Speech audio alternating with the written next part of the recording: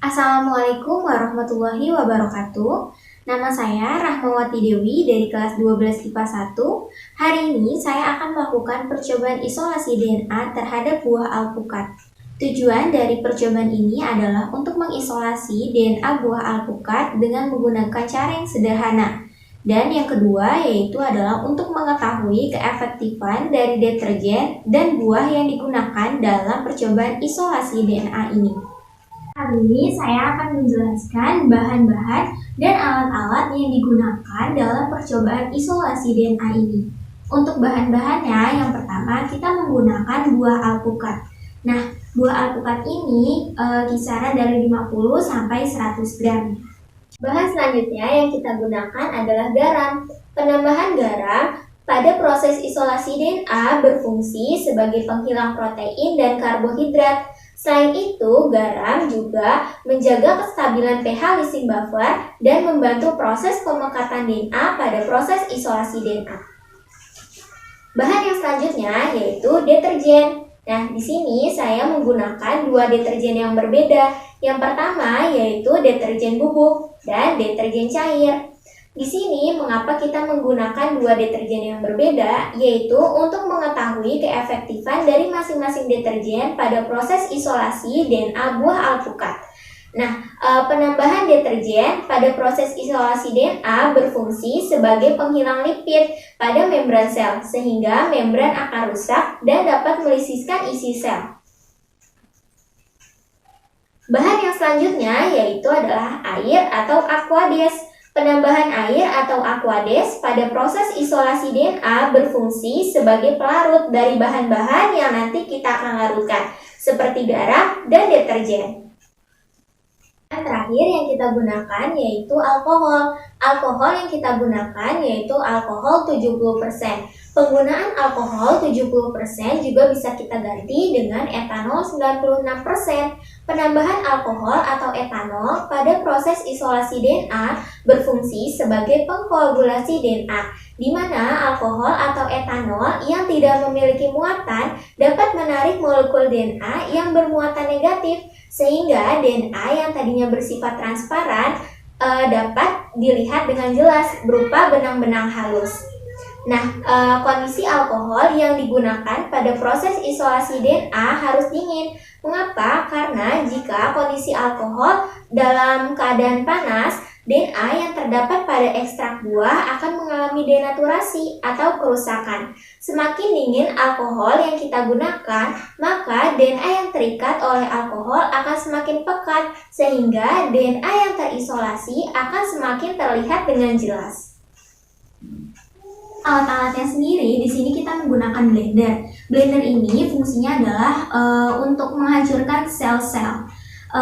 Nah, proses pemblenderan ini berfungsi untuk menghancurkan membran sel, membran inti sel, dan dinding sel, sehingga nanti DNA akan keluar dari sel dan masuk ke dalam larutan. Sebaiknya dalam proses pemblenderan jangan terlalu lama ataupun terlalu sebentar. Dikhawatirkan jika proses pemblenderan berjalan sangat lama, nanti bukan hanya sel-selnya saja yang akan rusak, tapi DNA-nya pun ikut hancur. Jika proses pemblenderan terlalu sebentar, dikhawatirkan nanti sel-sel belum hancur secara menyeluruh.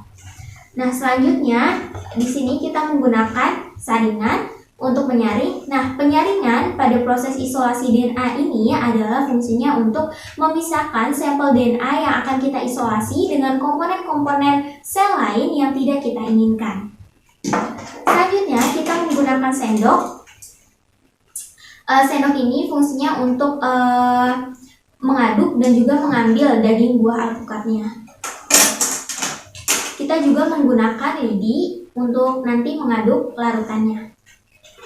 Alat yang terakhir, nah ini di sini kita menyediakan gelas bening ya untuk menaruh larutan si garam, deterjen, dan campuran dari si alpukatnya itu sendiri. Nanti kita taruh di sini.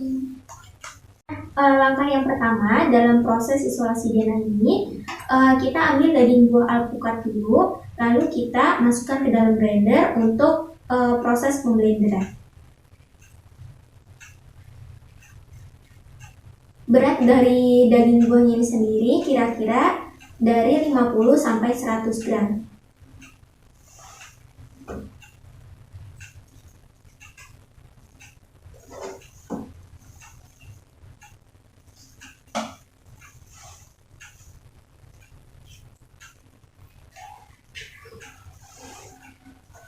Nah, selanjutnya kita masuk ke proses pemblenderan.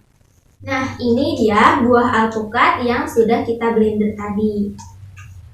Selanjutnya kita masuk ke proses pembuatan larutan garam dan deterjen. Pertama, kita siapkan 2 gelas bening.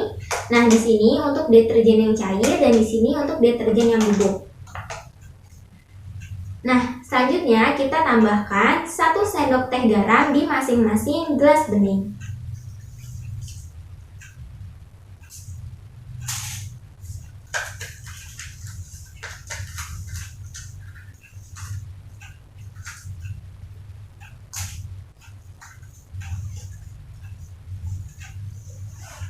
Selanjutnya kita masukkan 1 sendok teh deterjen cair ke dalam gelas bening yang satu.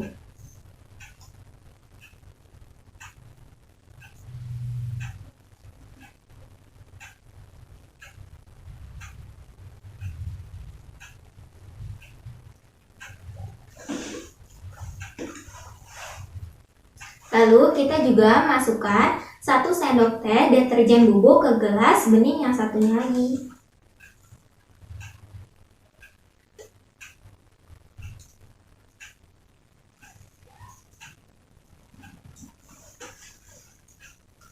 Selanjutnya kita tambahkan 2-3 sendok makan air di masing-masing gelas bening.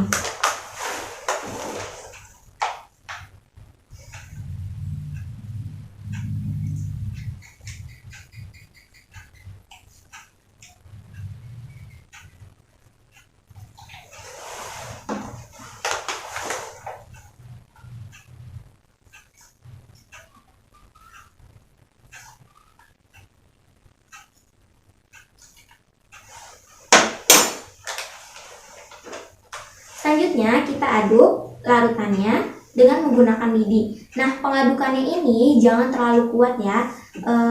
Dikhawatirkan jika terlalu kuat nanti akan menimbulkan busa yang dapat mengganggu penglihatan kita dalam proses isolasi DNA-nya.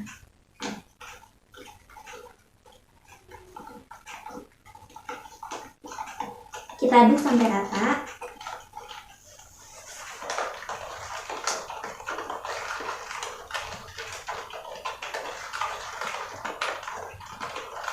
Setelah kita aduk secara merata 2 gelas bening tadi, selanjutnya kita masukkan buah alpukat yang sudah di blender ke masing-masing gelas ini. Nah, takarannya 1-1 sendok makan di masing-masing gelasnya.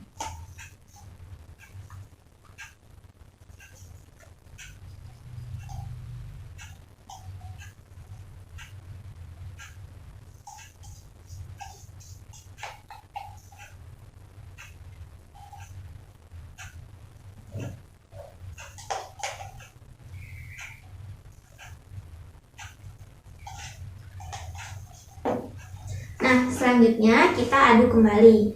Pengadukannya jangan terlalu kuat. Dikhawatirkan kalau terlalu kuat nanti akan menimbulkan busa yang dapat mengganggu penglihatan kita dalam menganalisis DNA-nya nanti. Kita aduk sampai merata.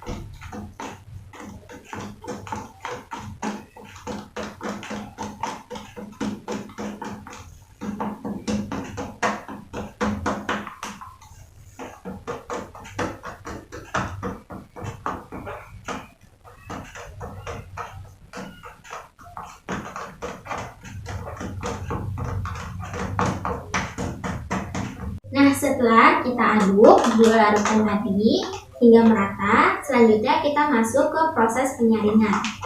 Di sini saya sudah menyiapkan 2 gelas bening yang berbeda untuk deterjen yang berbeda. Yang pertama untuk deterjen bubuk dan deterjen cair.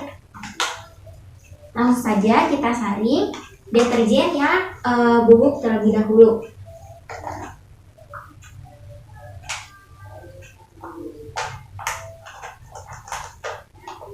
Nah, proses penyaringannya ini kita tunggu saja ya sampai inti dari buah-buahnya ini, intisari buahnya benar-benar turun secara menurut, namun tidak harus kita tekan-tekan. Jadi kita tunggu saja. Ini dia tadi sari buah yang sudah kita saring dengan menggunakan deterjen bubuk. Sekarang kita akan menyaring larutan yang deterjen cairnya. Di sini kita sudah siapkan gelas bening juga, lalu kita saring. Sama seperti penyaringan sebelumnya, kita tunggu sampai sari buahnya benar-benar keluar semuanya tanpa harus kita tekan-tekan. Jadi kita tunggu saja.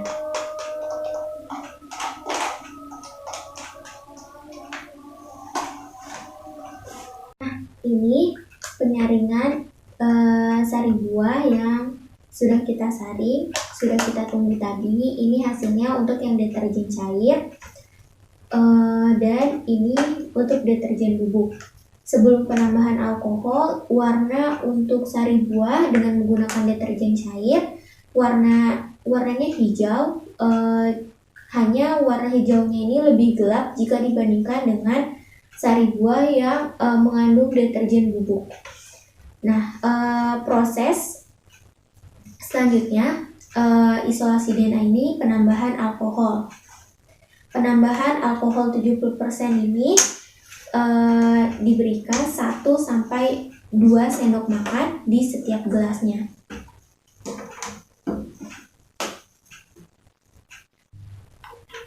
Nah, kita masukkan 2 sendok makan alkohol. Untuk yang pertama kita masukkan ke gelas bening yang di sini deterjen bubuk ya. Nah, penuangan alkoholnya ini kita lakukan di pinggir-pinggir gelasnya. Tujuannya apa kita melakukan pemberian alkohol di pinggirnya? Agar pemurnian DNA yang ada di bagian tengah itu tidak rusak.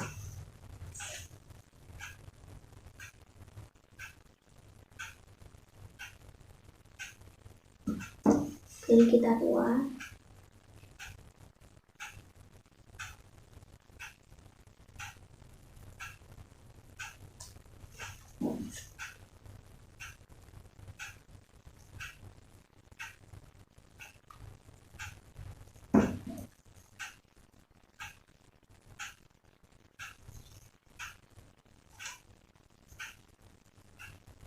Nah, setelah ini kita tunggu terlebih dahulu, lalu kita tambahkan alkohol di gelas yang mengandung deterjen cair.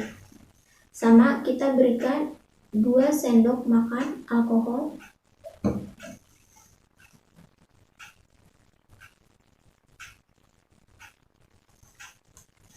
Kita tuangkan di pinggir atau di pinggir dinding dari gelas beningnya. Nah, kita tunggu sampai nanti terbentuk benang-benang DNA-nya.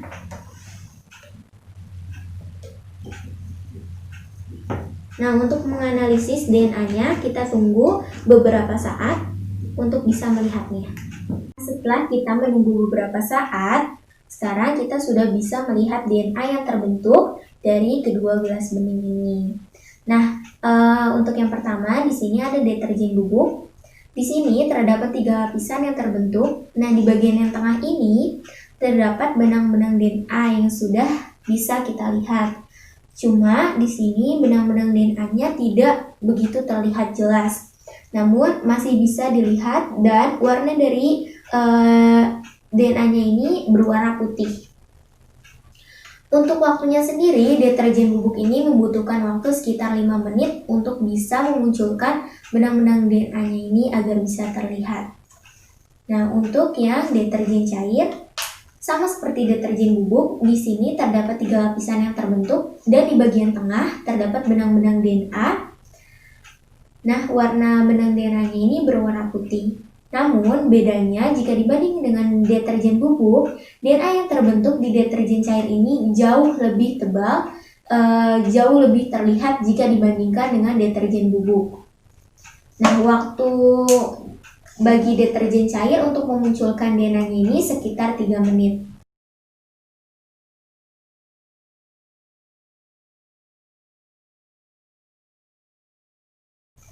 Nah, menurut hasil percobaan yang telah saya lakukan, di sini menunjukkan bahwa deterjen cair lebih efektif untuk isolasi DNA terhadap buah alpukat. Dari segi ketebalan DNA-nya dan juga waktu yang dibutuhkan deterjen cair dalam proses isolasi DNA itu sendiri. Nah, mungkin cukup sampai sekian percobaan dan penjelasan yang bisa saya berikan. Semoga apa yang saya jelaskan dan saya berikan bermanfaat. Wassalamualaikum warahmatullahi wabarakatuh.